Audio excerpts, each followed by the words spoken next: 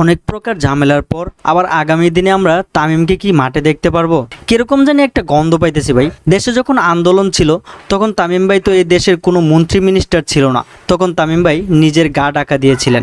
কিন্তু এখন অনেকেই বলতেছেন মাশরাফি সাকিবের দিন শেষ, এখন তামিম ভাইয়ের বাংলাদেশ।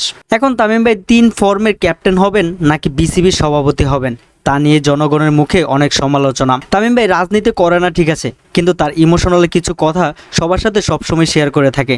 বিশেষ করে তামিম ভাই তার খেলাধুলার থেকে বেশি জনপ্রিয় নগদের বিজ্ঞাপন দিয়ে।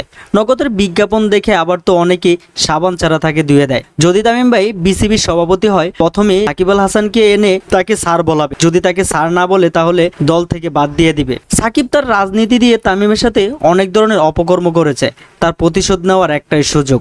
ছাত্র সমাজ যারা আছেন আসিফের কাজগুলোকে অনেক সময় অনেক পছন্দ করতেন, কিন্তু এখন তামিমকে নিয়ে যা করতেছে আসিফ, তা নিয়ে মানুষের জনগণের মুখে একটু অন্যরকমভাবে কথা দেখা যায়। অনেকেই বলেন আন্দোলনের সময় তো তামিম কিছুই করে নাই, তারপরও কেন তাকে নিয়ে এত গবেষণা?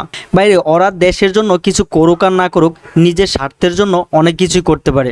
বাইরে আমি শেষ বেশ একটা কথা বইলা যাই, তামিম যদি বাংলাদেশের টিকেট হয়ে খেলে আগের মতো কিছুই করতে পারবে না, আর শুধু ডট বল ছাড়া পাবলিককে কিছুই দিতে পারবে না। দেখা যাক সুবিধাবাদী মানুষের দিনগুলো সামনে কেমন যায়।